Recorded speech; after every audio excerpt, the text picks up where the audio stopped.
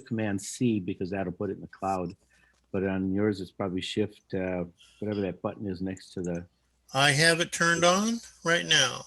Oh, what a good man. Okay. I just don't know whether it's recording both monitors or one and which one it's recording. Okay. No, can't do everything. It's recording whatever shows, so you're good to go. Okay. NCM, Net Control Manager. The design and implementation of NCM is based on the idea of documenting what's happening during a net and being able to report what happened after the net. But like any computer application or any radio you use, nothing beats reading the manual and experience, okay? Practice builds muscle memory needed to program memories into your HT. Experience and practice does the same to become a good net control operator. NCM is as easy as it gets, but like anything else, experience using it does take a little practice. Volunteer to be net control or at least to be the logger. It helps you to become a better prepared emergency communications operator. This will be a quick overview of some of the NCM features, not an in-depth tutorial. That would take much longer than Dennis wants me to talk. So we're going to start out by building a test net, okay? So some of you know how to do this, some of you don't, so I'm going to show you. Here's a start new button, start a new net. In this box, you always put your call sign, whoever is starting that net, okay? Then you can go right to this button if you want to and click on that because that's going to build the rest of this net for you. All you have to do is put in your email address at this location. And I want that only because I want to be able to reach out to you and find out if everything went okay. A lot of people don't ever think about calling me back and testing with me or letting me know how their testing went. And here I'm just going to put, let's just call it example 1. Okay. And you just scroll down and all you have to do from there is set submit. Okay. That'll create a net theoretically. Come on. There we go. It shouldn't take that long. It just sometimes does. Now that just creates a test net, or does that create any net? To create any net, that's what you might do, except that on the others, you're going to pull the drop downs down. Now the difference here is if you have, never mind. Just do it like that to create a test net. If you want to create your own net and not use TE0ST, you can create your own with your own call sign. Otherwise, you go, let's go over here. What's that? Net control, okay. And you will pick, out of these, you will put, for example, you might put W0KCN in, and you would select KCNARS. And then down here, it's going to default to the defaults automatically, but maybe you want to do your own.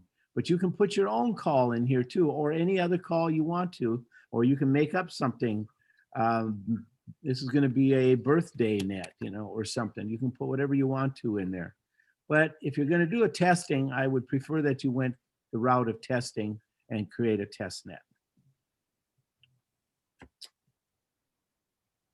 Okay, so let me show you a few things about this before we populate it too much.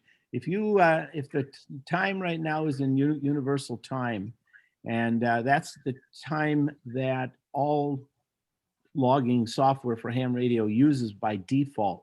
But if you want to change it to local time, you can click on this little button right here. You see it right under the NCM up here in the corner, and it'll automatically show everything in local time instead. Local time is defined by where you are.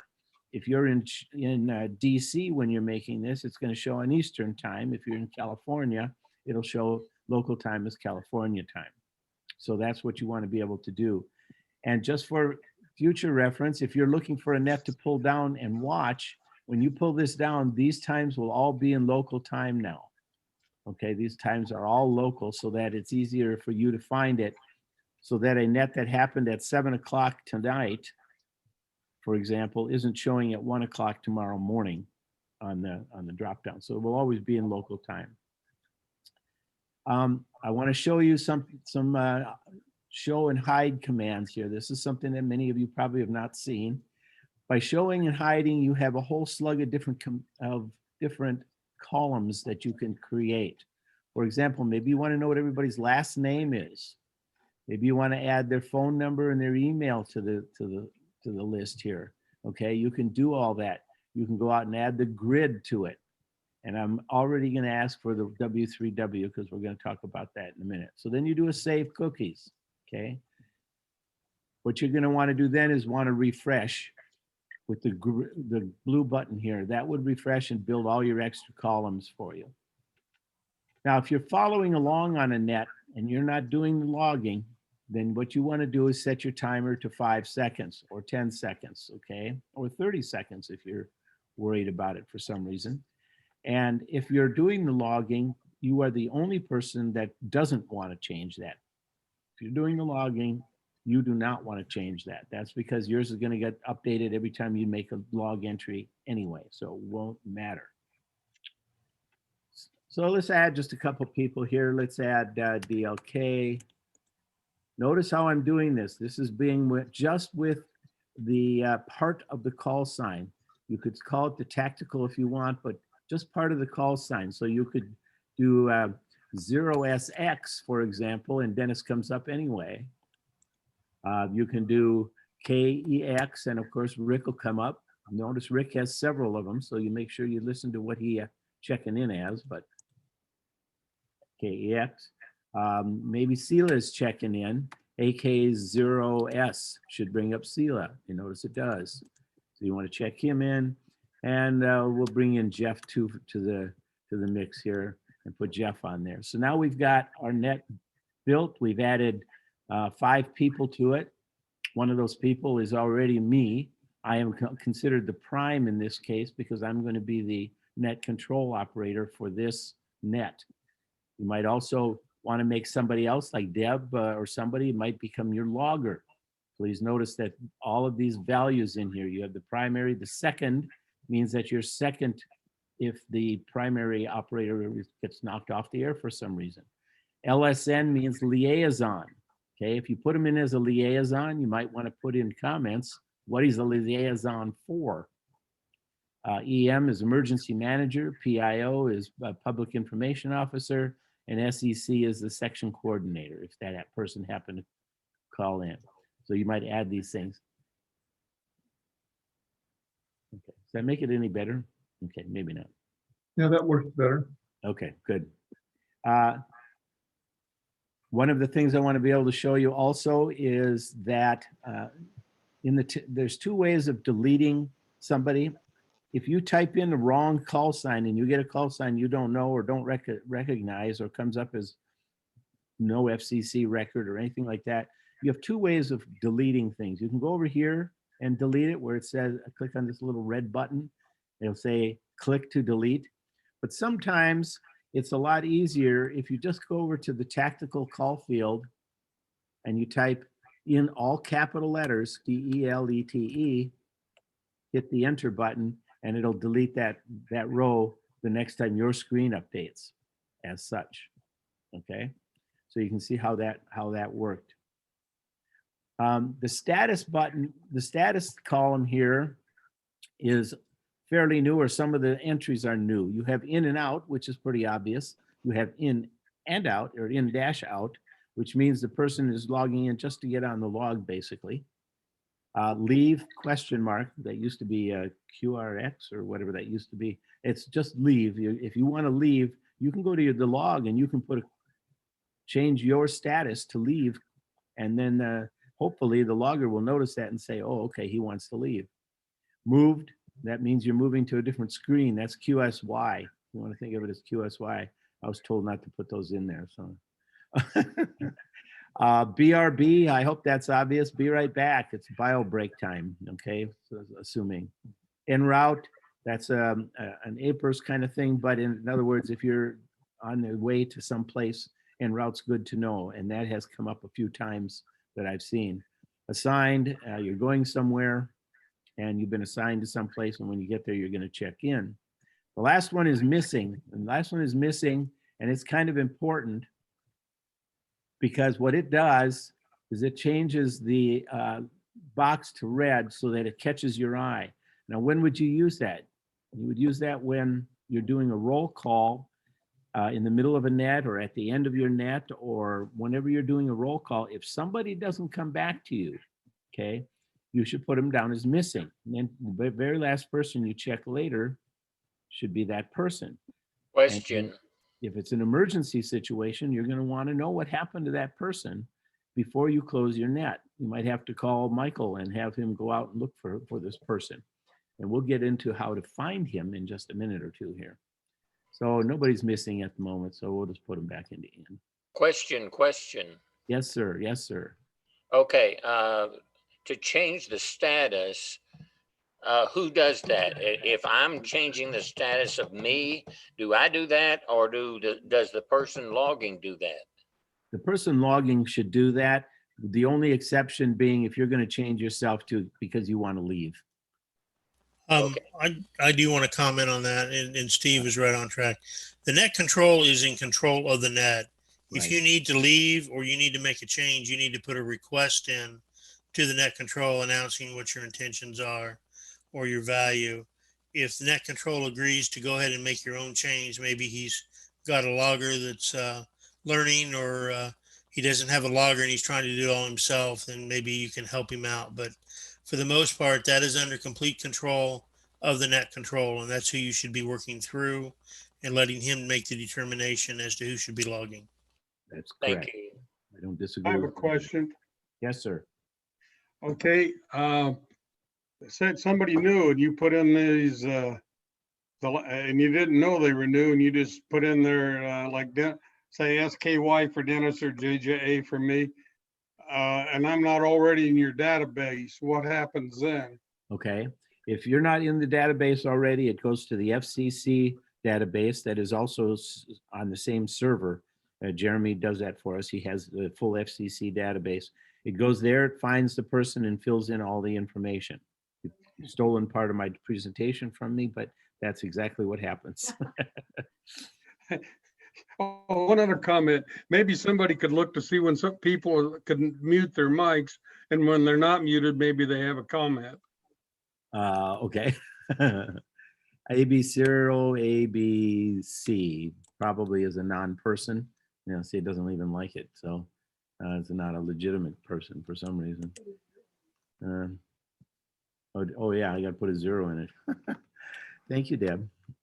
ABC at the end. See what happens. Okay, so here's an example of a no FCC record. Okay, I'm not surprised to hear that because nobody would have this call sign. I mean, why would you want that call sign? Maybe you have AB0, AB, however, that one probably is somebody. And that will go out and, come on, I'm waiting on you. Okay, didn't like that. Hey, Keith. Oh, try- didn't? Oh, okay. AB0, AB. Let's try that again. Huh. It keeps jumping to AB0, ABC. Okay. Try K0 AGW. K0AGW. Yep. No such person. Well, that was my grandfather's call sign, so Oh, okay. Well, now we know. yep. Sorry about that, guy. I mean, it's supposed to go look a person up, and I don't know why it's not doing that. It's hard to come up with somebody who's not already here. I did want to comment on one more thing that I think you jumped past. I used this on Tuesday to do a test log during the live net to see if I could keep up, and I mostly did. But I noticed your tab completion through those fields there makes it very quick and easy. Yes, There's no back and forth from keyboard to mouse. You type the call, you hit tab. If the name populates or if you need to put the name, you hit tab and it puts it down in the table. And I really like that. And that works on both, whether they're in the database or in the FCC database, just like this person, whoever this is,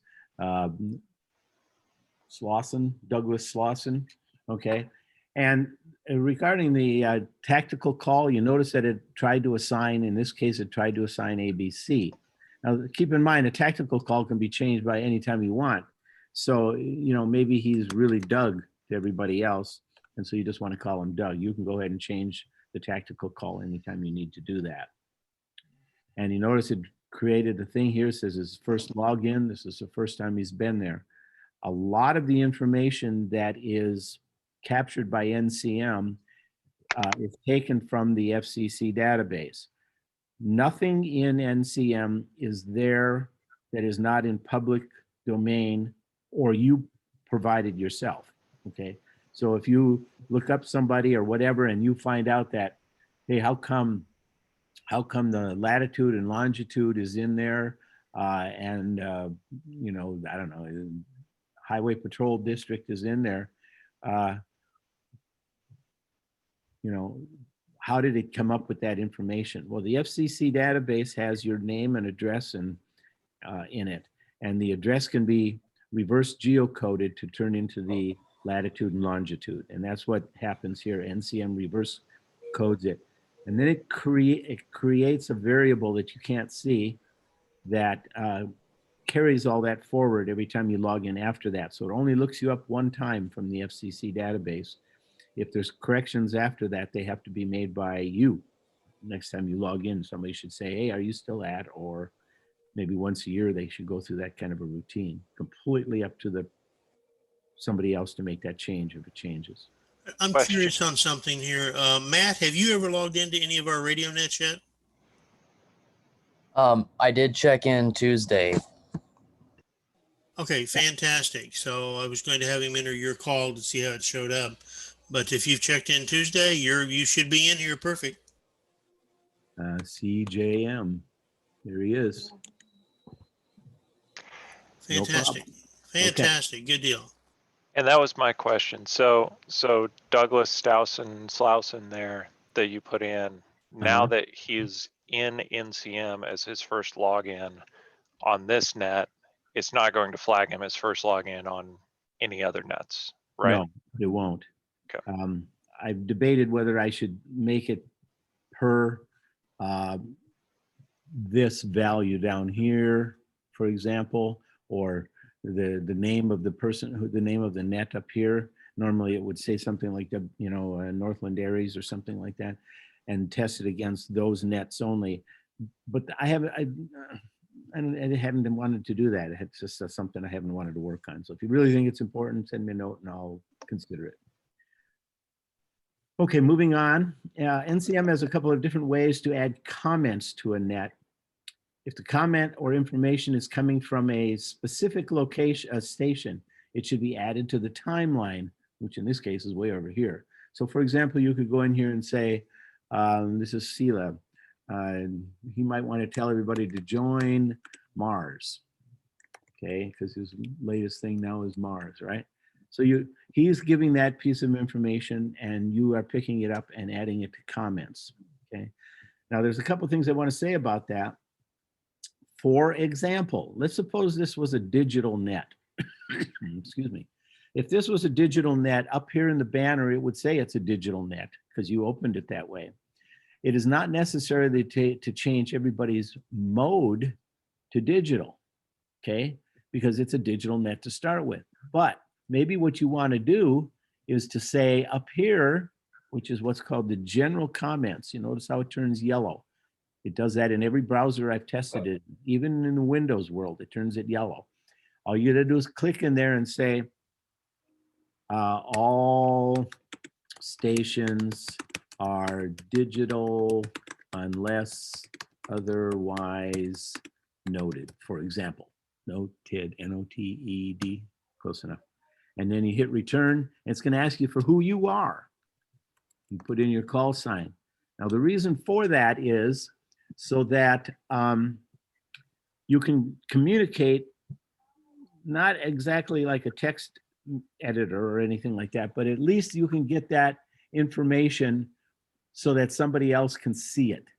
And all you have to do is, oh, look, it says all stations digital unless otherwise noted. Gee, what a surprise. And the beginning of it shows who added it to it. So if you had to communicate with the net control operator, who of course should always be monitoring this, even if he's doing a paper log, He should still have this on his screen in 5-second mode. 5-second mode, there you go. So that he can always take a look at what's going on. That way, if you need to talk to him or he needs to talk to you, or you're the logger or you're the NCO or whatever, and you need to be able to get his attention and you can't because he's too busy or whatever, put it up there, okay? It's a good thing to identify, to have that information anyway. And the reason is you cannot over document. I don't care what the net is about, you cannot over document it. And especially if it's an emergency net of some sort. All right, this goes back to my opening statement about how you have to practice this stuff. So if you're doing the logging in a net, practice putting stuff in. Tell us what the person said and when he's given his chance to comment on something. Put up here the Northland ARES information that YSO sends out. You can go up here, and if you click another one, see it just goes away the first time. You can type it in there. You can say WA0TJT is adding it to the thing, even though Michael is the one who put it in there. And then it's in there. So just cut and paste anything you want to. I have tested that thing with very large weather advisories, and they have all fit. So don't hesitate to put a long document in there if you have to. And putting, when you do a startup net, I really do recommend that we put this one in there every week. Whoever's doing the net, you've gotten a textcaster message on it, put it up there. Doesn't hurt anything. And then we know that we're official and Mike will vouch for us. Right, Michael? Absolutely.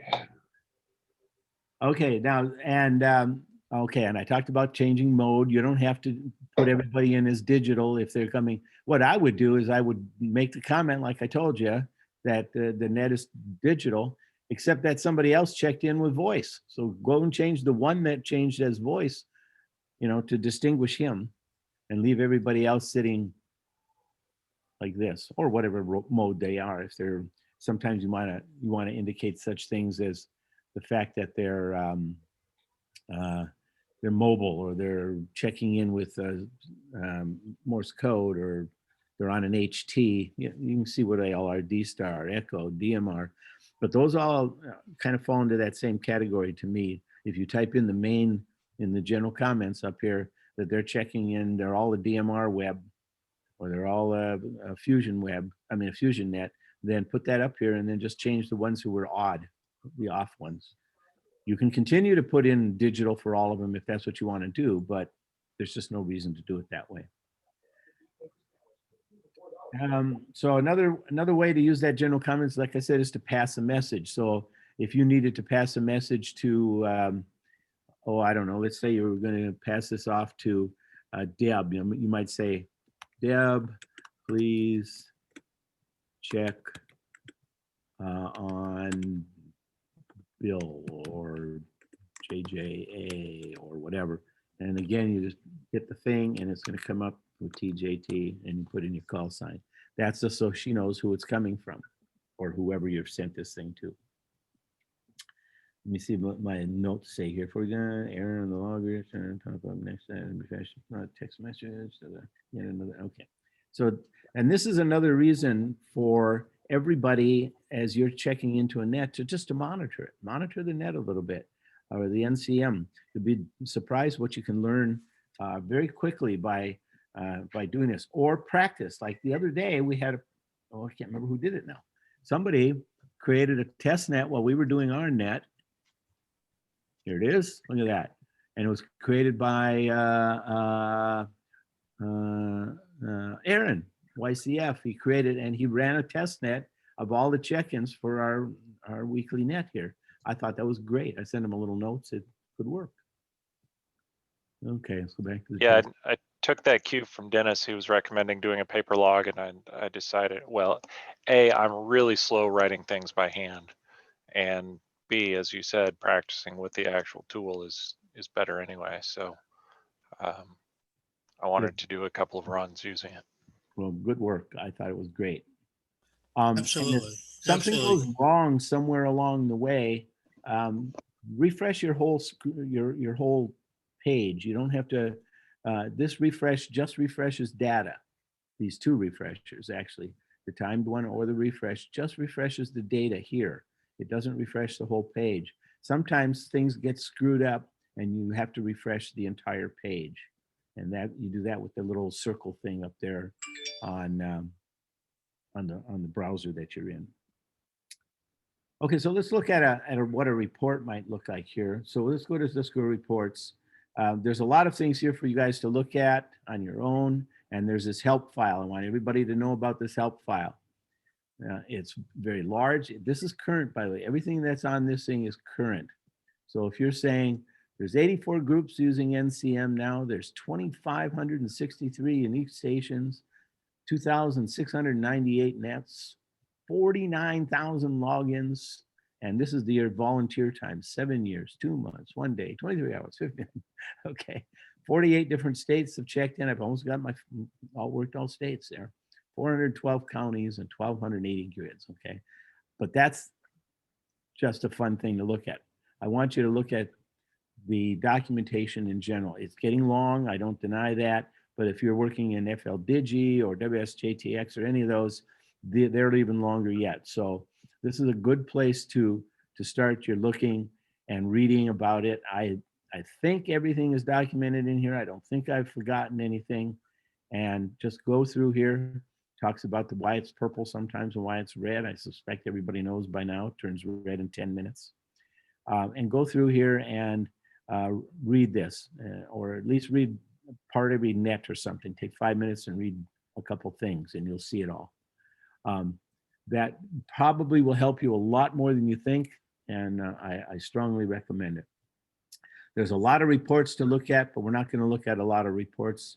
We're going to start out by looking at maps. So let's map this net. By default, a map of a typical net shows each station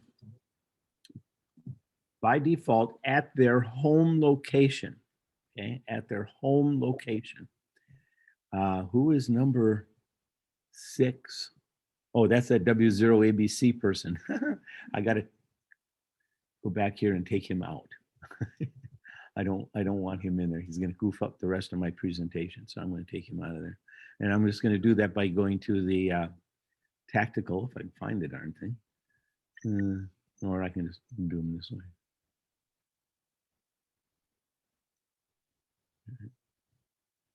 Sure, I wanted to delete it. Okay, now let's go look at.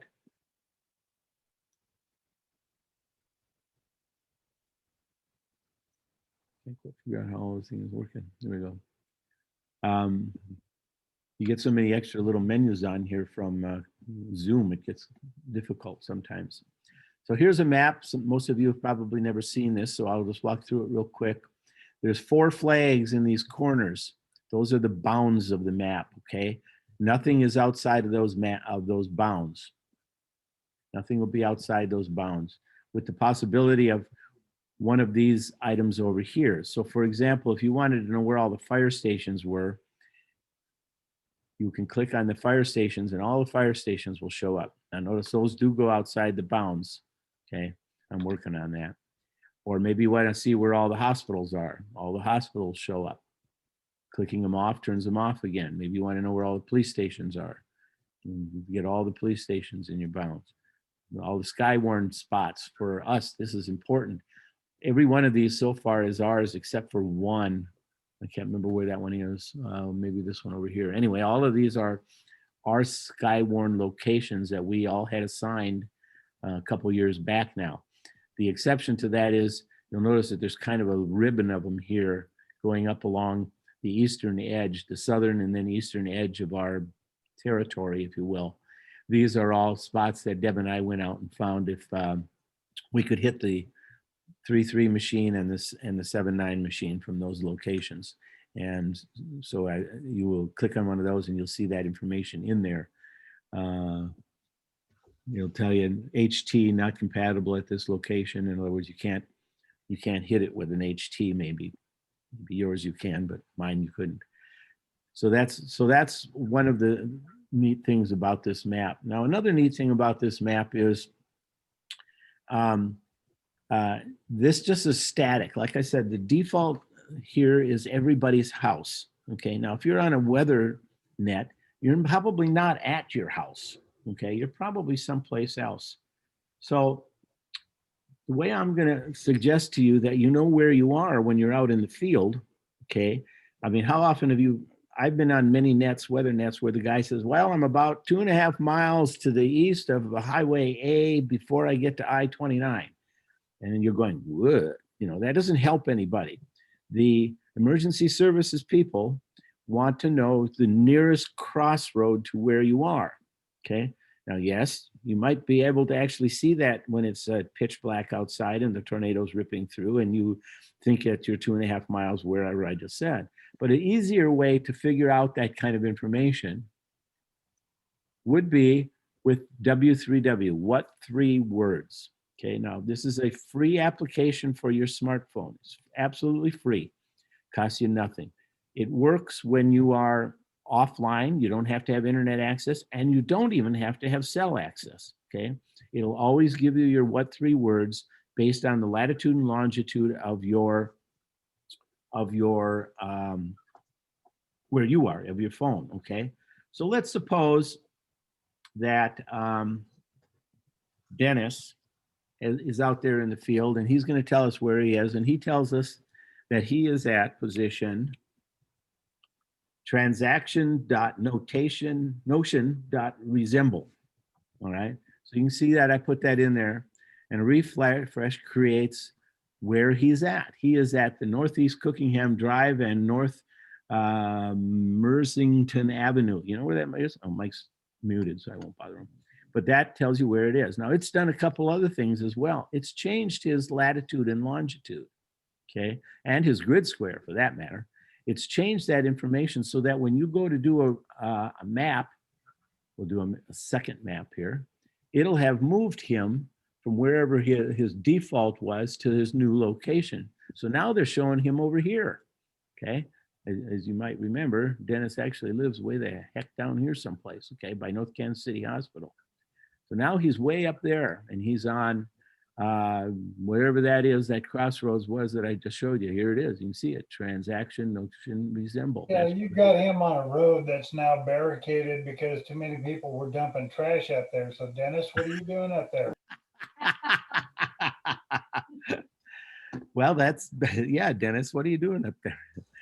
So Wait a minute. Did we have a problem with this program? If it's catching me up there dumping trash, sorry, Keith, you got to take this offline. We can't have that. Okay, I guess Yeah, I'll be right there, buddy. I All figured right, I'm running now. You got me running. I would pick one of the odd places out there. Okay, another person that's kind of way out here in nowhere land is Rick, right? He's way up here in the north, and he's kind of a long way away from something. So maybe he's gone out and then he's moved himself as well. And now he is at, let's say that he has moved, where are you, Rick? Oh yeah, here you are. Okay, so he's moved himself to this location. He's gone to badge readily concealing, okay, which, as you can see, turns into Park Drive and US Highway 169. All right, that seems pretty good. So let's look at that map now. Okay, and there he is. You can see that he didn't move. All right, what happened? Let's go back here. By the way, something that I haven't shown a lot of people, and I think I should show some, is if you go to one of the previous maps, you can always do a refresh on that map without having to go back to the program. And it will redo the map for the data in the program. But this one's not for some reason, so I need to know what I did wrong.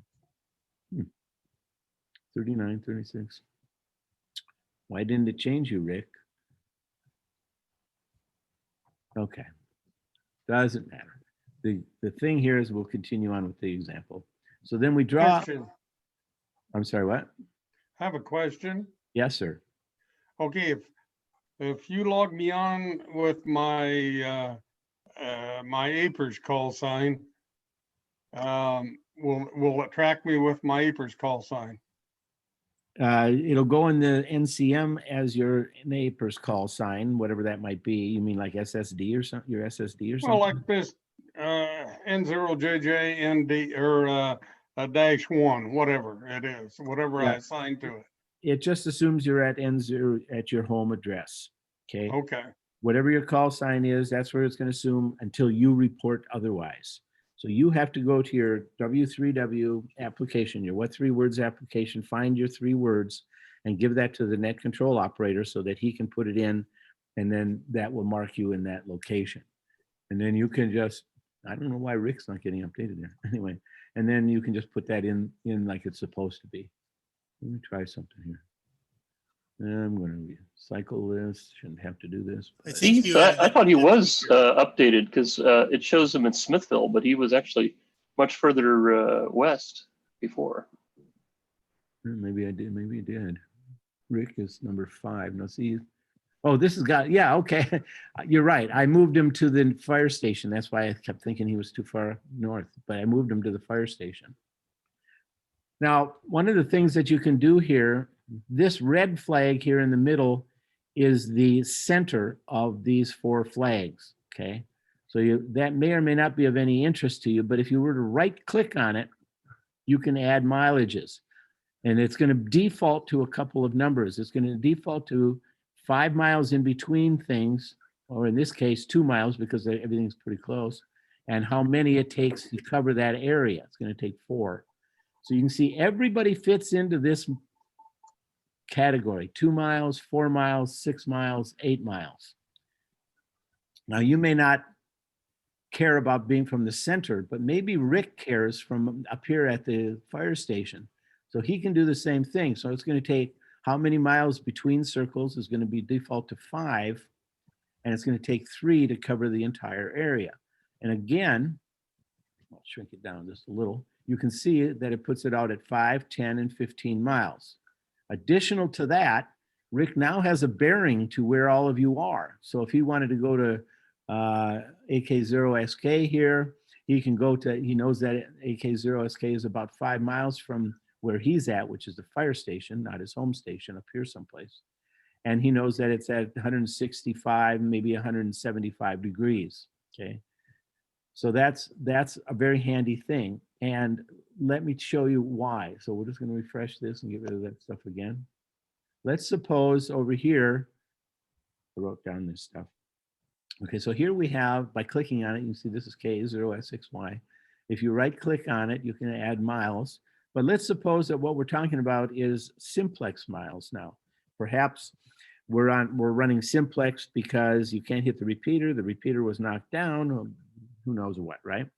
And your simplex good for, let's say, 3 miles, okay? So 3 miles from you, we only need 1 circle to tell us where we're going to be able to get to in that 3 miles. You can see that we can get all of this round area here is 3 miles from, in this case, SXY. So we know if he had to pass a message, he could pass a message to AK0SK, which we know is at home, all right?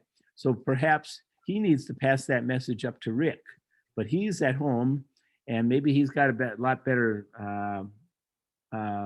range on him. So let's suppose he can get 5 miles on his simplex because he's got a beam or something up there. Okay, again, we're only going to ask for 1 ring mill because we want to make sure it reaches. And he can reach out, and you can see from his location, he can reach all this red circle. Now you notice the blue circle is still there. Dennis is still there. And Sela falls within Dennis's blue circle, so we know he's good. And we see that theoretically the fire station is within 5 miles of Sela's house, so he can relay the message up to Dennis. I mean, up to Rick up here, because this is now Rick.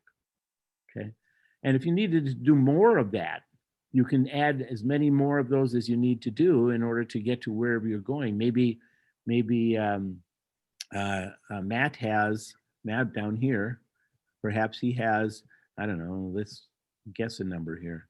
Let's say he's got a 6 mile range on his simplex for some reason. That seems unlikely, but it's possible. You can see from that, he can actually get into Dennis as well. So you can all help out.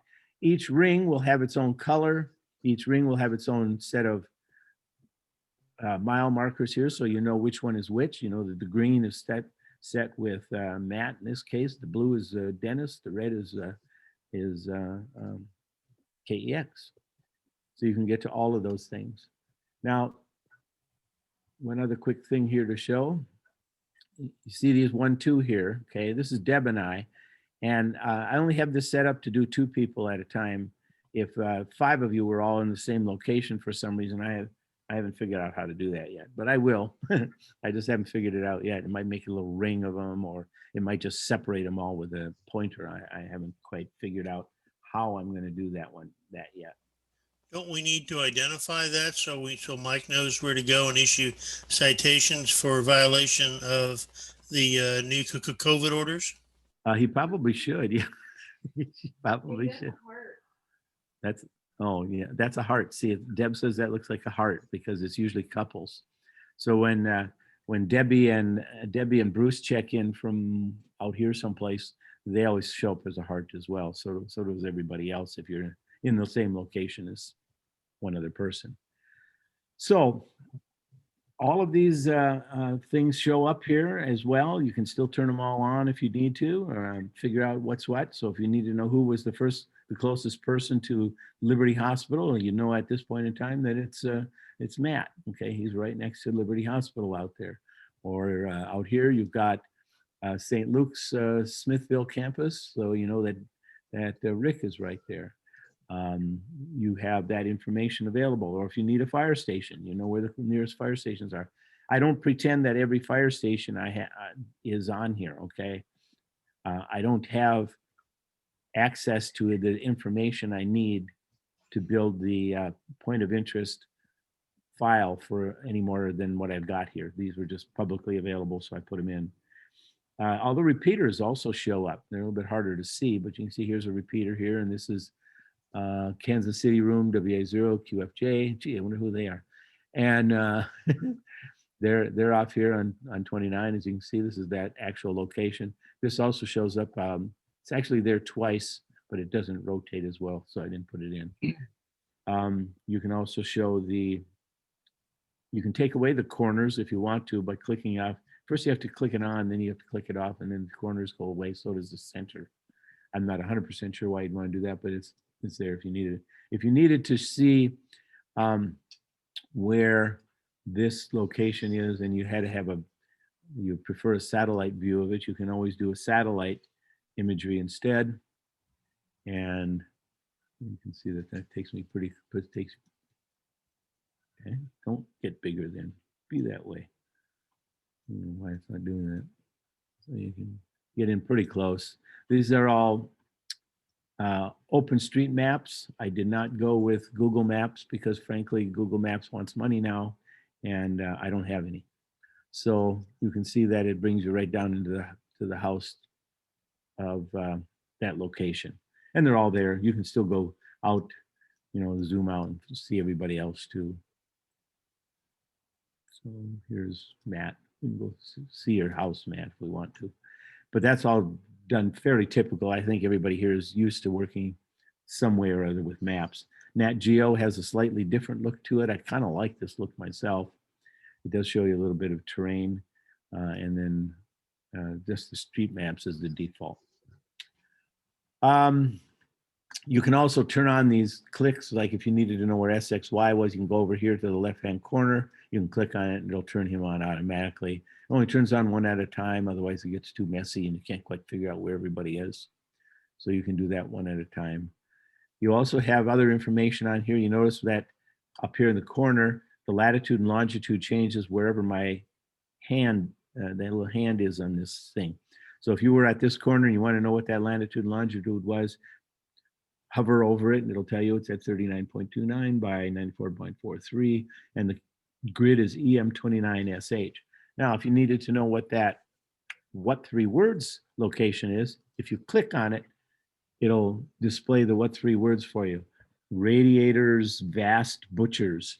The nice thing about that is you can go up here, click in there, and it creates an area so you can copy that, okay? It highlights it and everything for you. Then you can Command C on a Mac. I'm not sure what it is on Windows anymore. Or you can just copy it, right click on it and copy it. And then you can go paste it in someplace. So if you needed to, you could go back to your net and you can say, okay, that's where Matt went to, so you can click on it and move him there. And hopefully this time it actually did that for me. Oh, I have to refresh it, of course. Keith, let me ask you a And it question. moved him right up here. There he is. Yes, sir. Okay, I'm going to just throw a hypothetical at you. We're running a weather net, and we have the map up. We have our people positioned where we think they're going to be the best. And I'll pick on Rick. Rick makes a weather report and turns it in for a weather report to go in, lowering of the cloud base with wind gust and hail of 3/4 of an inch. If I click on Rick and that information has been entered in the comments for his name as a report, will that show up when I highlight his name and bring up the information about him? Will those comments show up? Okay, I didn't quite understand what you meant. So you click on Rick. And Right. all So these right things- there in that page where you have the basic information. Uh-huh. I'm looking at this map on my one screen, Okay. but I know that he turned a report in, a weather report, and I want to see what was his weather report that he had. And he said wind gusts out of the southwest at 40 miles an hour, lowering of the cloud base, and possible rotation. That Okay. was the report that was made.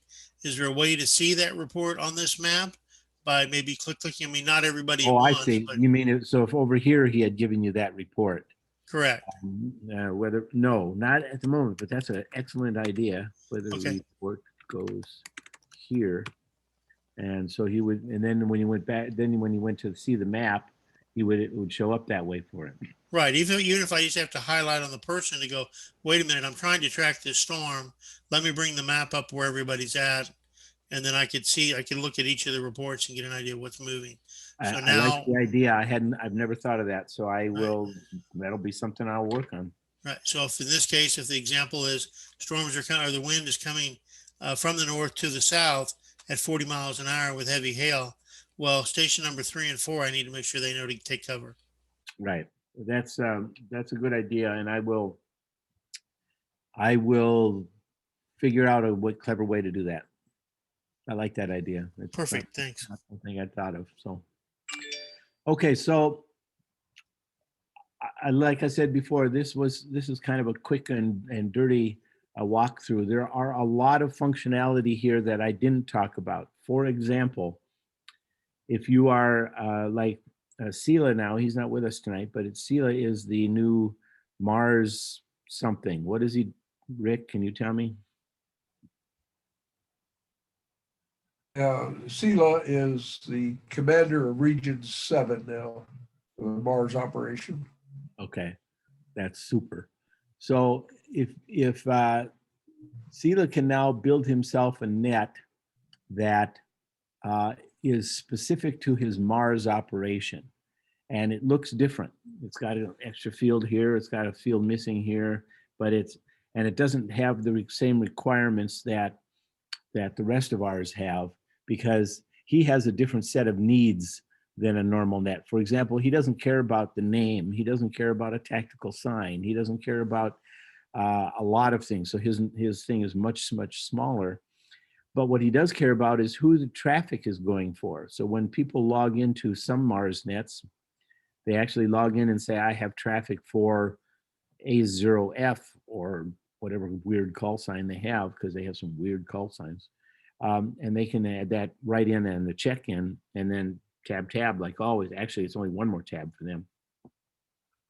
And it automatically creates that, and it changes the traffic for that person to a routine.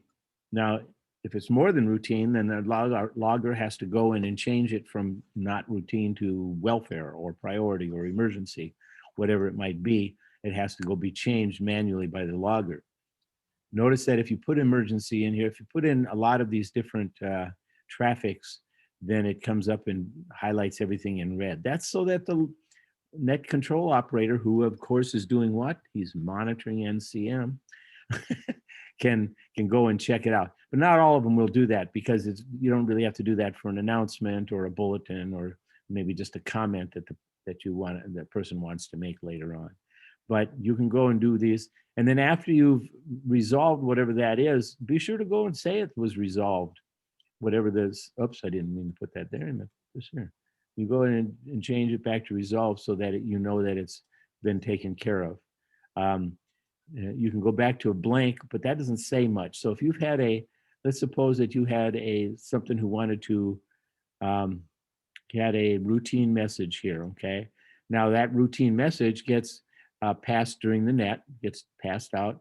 Go back here and you change it to sent, okay? Because now you know it's sent. And the important thing to do, reason for doing that is because everything you change in here, every little change you make gets logged to the timeline. The timeline looks like this. It starts at the very bottom. Whoever opened the net, their IP address is written down so that we know who started it. Haven't had any problem with weird people coming in and causing any problems, knock on wood. There's no login to use this application. Just bring it up on your page and start using it.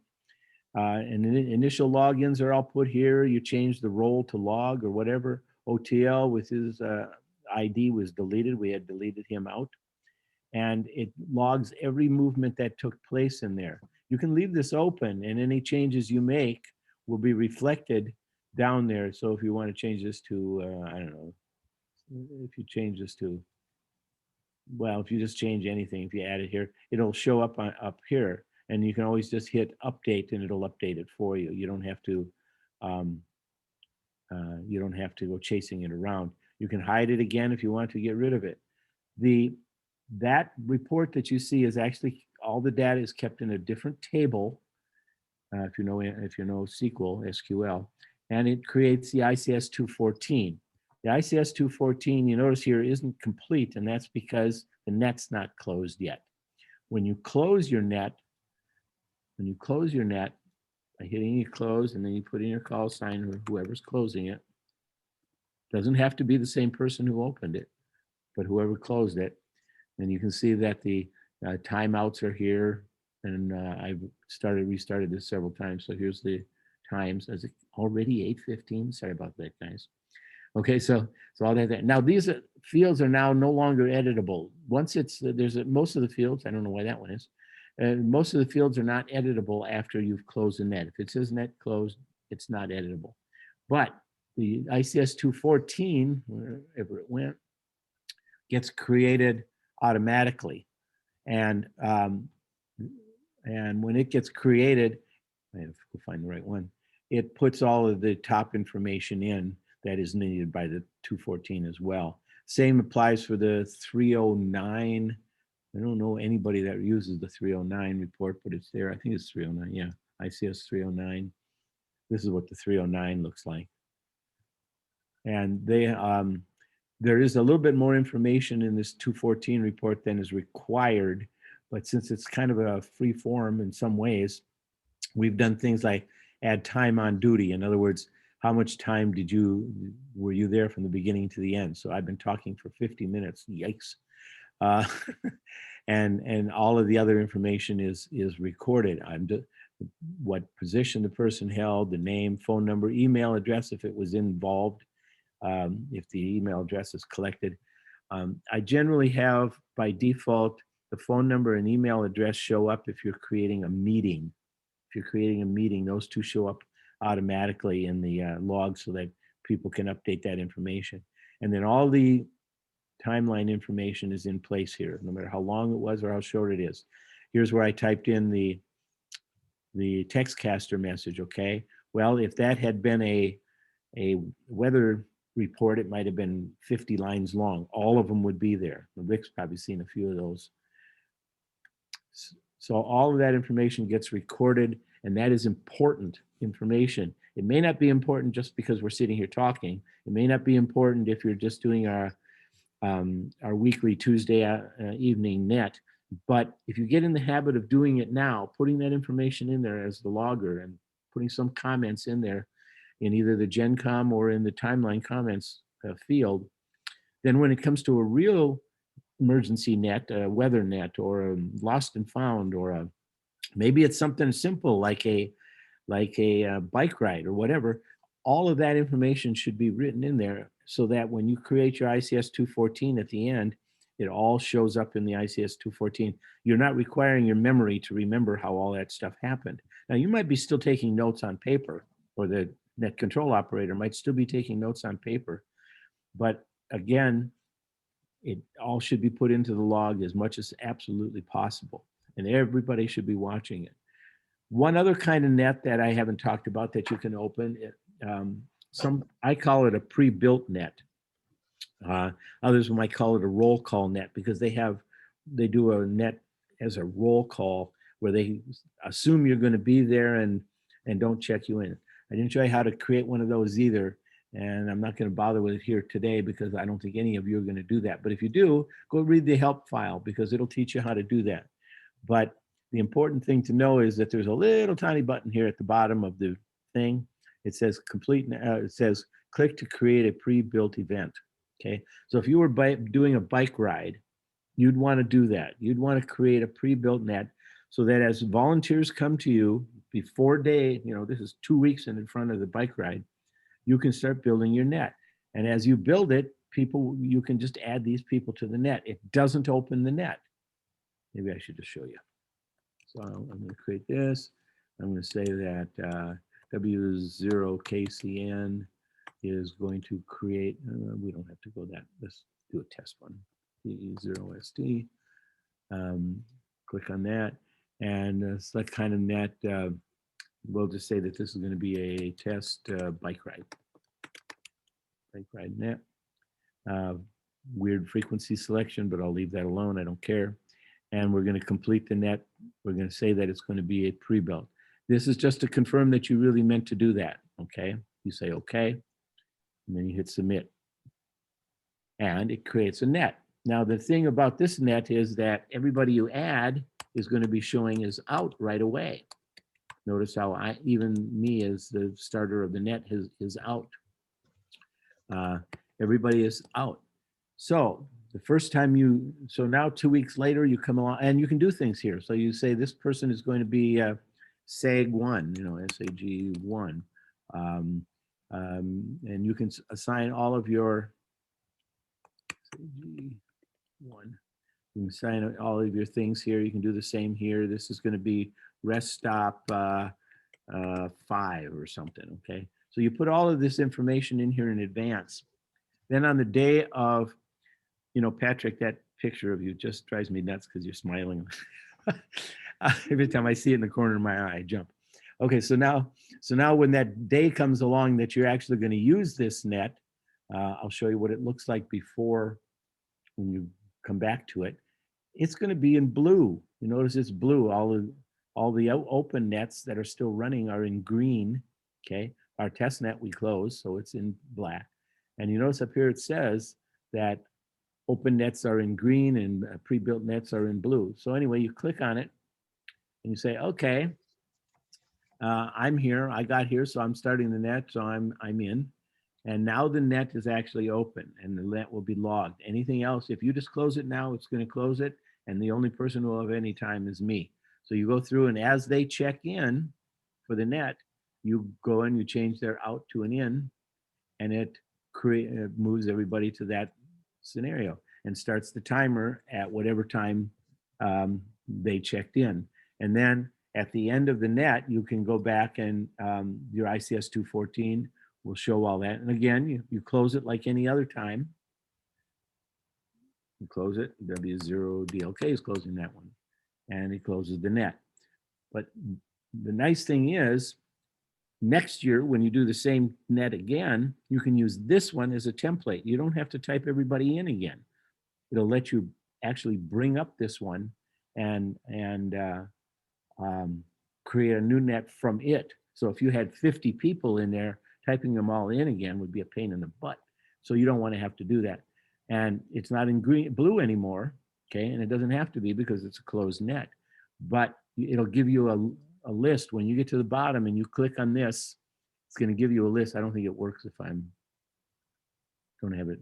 No, you have to create one. But when you do, it'll create the thing, and there'll be a little button here that says clone a net. And you hit that button, it'll give you a selection of all the past ones that were open for that reason. and then you can, you don't have to type all those things in again. Okay, question for you. We're looking at starting to do some work for the half marathon in Liberty. And I Mhm. want to go look at the log or the net that we ran in March. I think that's when it was, Steve, in March. Good question. So how do I go look up that net from a year ago? Okay, there's a number of different things up here under reports. Group information, for example, is just about all the groups that have formalized a open page. Group scorecard, that means who's done the most, things like that. List, find all nets. Okay, all nets are up here. So every net that was ever created is there. So you display that on here, and then you can do a search. You just say Command F or whatever your command is. W0. Well, you can ask for what was it called? Half marathon. HALF. Marathon. Okay, so you can see that net number 1930 was probably the last one. Here's the 214 for it. Okay. And notice you said it was 1930. Okay.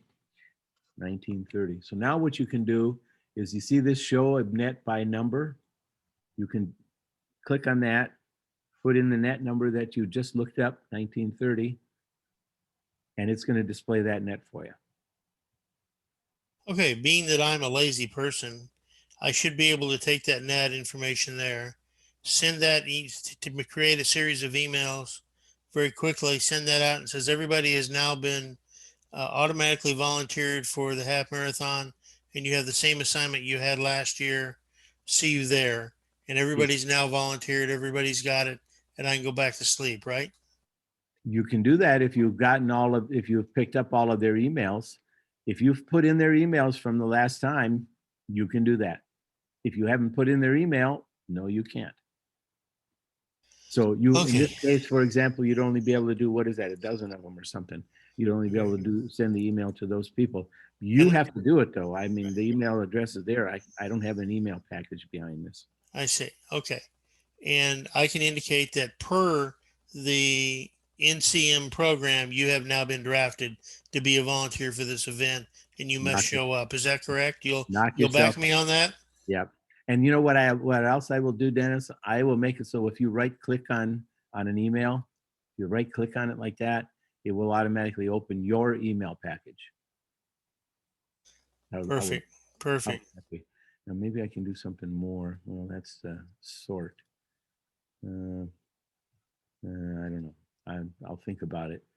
I don't know if I can work it out so I can do a right click, for example, on the header, and it'll pick up all of them. I'll try and work on that too. But at least I can do is make it so that you can right click on an email and it will open your email package. Whoever's, the person, the worker, whoever's looking at the net, it'll open his email package.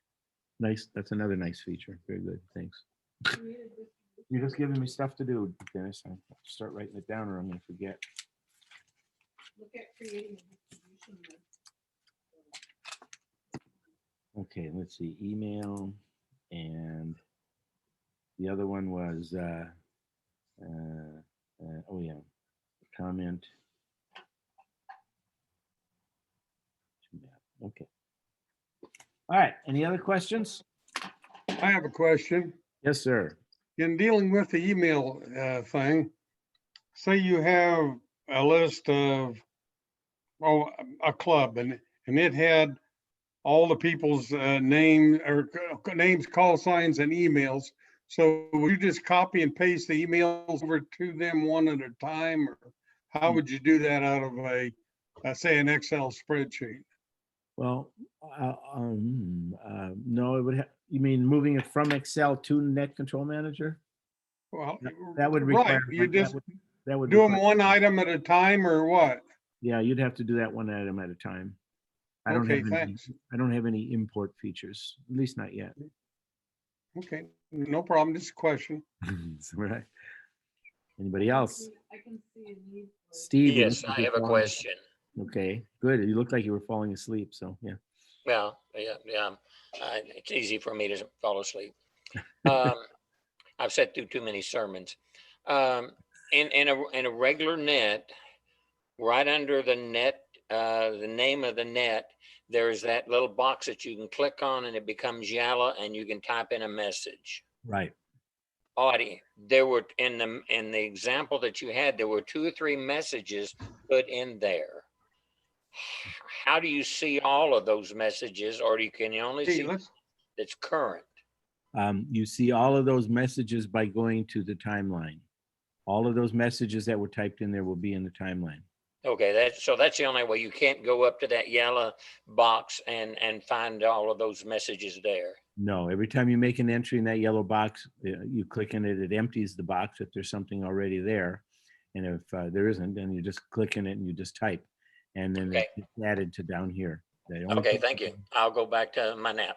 It's okay. And it works the same way for the timeline comments as well. Anything in there is replaced by whatever new thing you put in. Okay. But this net is closed, so you can't make those changes.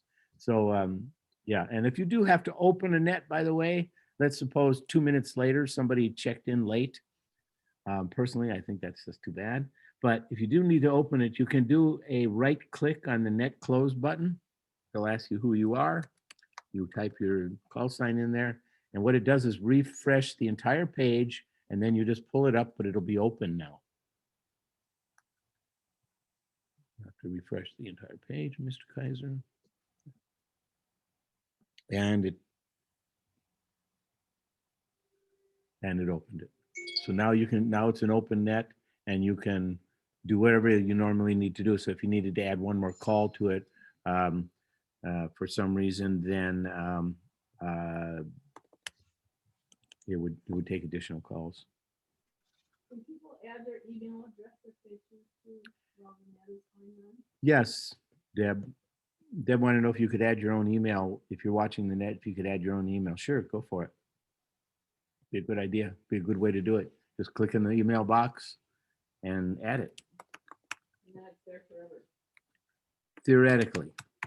And the reason I say theoretically, she asked if it would be there forever, and I said theoretically because I have no explanation why, but once in a while things get dropped out of there.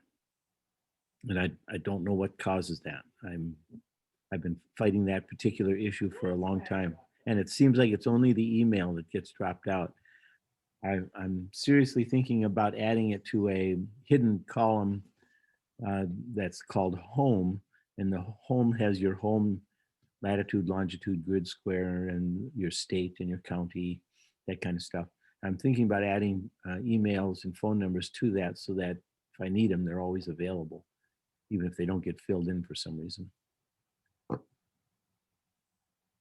So Matt, have you been overwhelmed? There's a lot there. It's a pretty cool piece of software, Keith. Thank you. I've been working on it for quite a while. We've been using it now for, well, what does it say in the help file? Been working for 6 years, 7 years. Oh no, that's the thing. Actually, the only way to really tell how long it's been going is this up here. It says that it's version 5 dot whatever, 5.10.21. That's the 5th year, 10th month, the 21st day since that I made the last changes to it. So that would have been October 21st. I haven't made any changes since then. Yeah, right on. It's cool. If you're a programmer, I could sure use some help.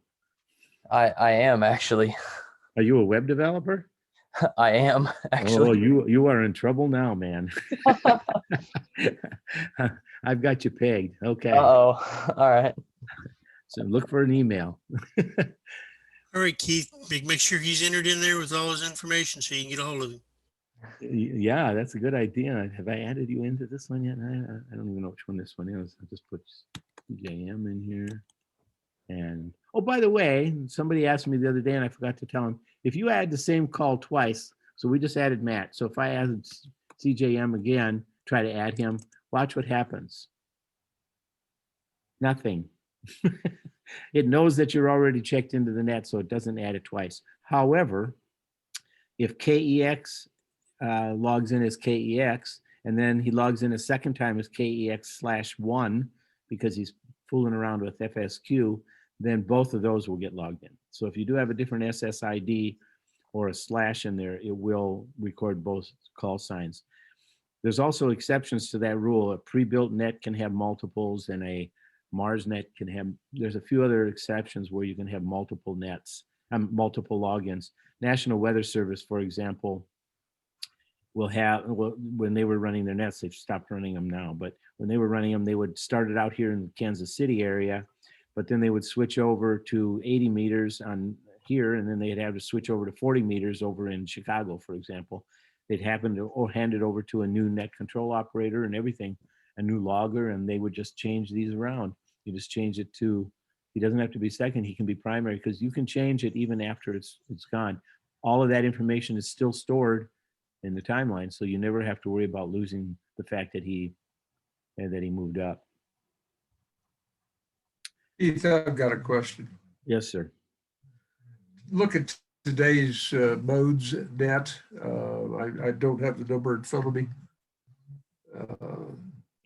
Yep, I wasn't there this morning. Sorry about that. Yes, yes. I thought it was You see canceled. where CAM0, EOC, and /0. /0. He indicated CAM0/0, and I logged it. I found it and logged it, but come up with no FCC record. Should I have just left that in or deleted that? I can go fix that. I don't know why it didn't pick it up. It should have Okay. gone. It should have just looked up KM0 EOC, because I chop off any SSID or / after the Okay. part of the call. But sometimes I don't know why it's doing that. Matt, got a job for you. I don't know why it did that, Rick. And That's you know, right. you know how I feel about a /0 anyway. It's Yeah. that's Well, a mobile. In my mind, that means you're portable out someplace or mobile. Yeah. Good. /0 probably would have worked. I don't know. Yeah. Thank you. Ask Matt about the ampersand. Oh yeah, that's a good idea actually. For some reason, Matt, when I put a call on something up here in the general comments thing, it ends with an ampersand, and I haven't figured out why it does that yet either. Well, I know where it's coming from, but I can't figure out how to get rid of it. Like a special field or some darn thing. I don't know what it is. Okay. And I don't know why it puts it in there. So now this recycles. Yeah, recycle the page. I think Chrome is getting overloaded here. Anyway, okay. Additional questions, problems, concerns? Okay. We can do this again later, some other time, another time. I asked the ARRL if they wanted me to do a presentation on it, and they said no. I said, okay. As far as I know, there's only one program out there similar to this one. It's called NetLogger. Rick would like to tell you that Orca uses it, but they don't. They do not use it, Rick. There are a bunch of groups that do use this NetLogger. Its issues, in my opinion, are anybody can sit there and watch it, but not everybody can jump in and take it over if they had to. Additionally, it doesn't do any of the reporting or any of the mapping, and it's so small that you have to have magnifying glasses on, which I have to have on anyway, to see what it says. So everybody's coffee is stirred in a different direction. So questions? Good job. Dennis, it's yours. KA0SXY, WA0TJT, back to you. All right, thank you, Keith. Good job on that. All right, guys, do we have any other questions? Okay, Rick, I seen you came in a little bit late, but glad to have you. Even though you are violating one of our rules that we are very casual and you're wearing a tie. But, but we're That's glad. why I'm late. I was in another meeting, and so I didn't have time to dress down for this one. I see. All right. Well, we're glad you're here with us anyway. Okay. Thanks for letting me in. Just a reminder, everyone, for December, as we discussed earlier in the meeting, we'll look at doing it on the 17th, I believe was the date we talked about, and we will do a Zoom social event. So just, get your laptops or whatever at the table, eat your dinner, enjoy the company. It'll just be set to be wide open to whoever wants to talk or share or whatever anybody wants. No real guidance to it, and just enjoy and have fun. So we got that going. Mike, did you have anything for us this evening? Anything special you want to discuss? Nope, everything's good. We are doing some upgrades on Prime. We've got a new camera going on the back post. We're keeping all of the computers and everything else upgraded and updated. So basically right now I'm working remotely down at the resource center while we're having this rampant wonderful COVID. So if any of you need me, just run me through email or call me on my cell phone. If we have folks that are in need of IDs, I'll get you to come down there and we'll get your IDs made while we're down there. And that's basically all I've got. I've submitted all of our paperwork to SEMA for both Clay County and Platte County, and I gather we've been accepted on our paperwork as good. So thank you guys for a great job on the AAR. And I look forward to seeing what we can do to clean up some stuff and work on some newer stuff for next year. And that's all I've got, Dennis. Very good. Now, the event that we did in the spring where we had the shelter in place, did they accept that one as well? Yes, sir, they did. So we've got 2 exercises accepted by SEMA for all of us. Excellent. Excellent. All right. So if the updates you've done to the 214 and everything else works out well. They've given me no heartburn with everything that's being done. So kudos to you for that.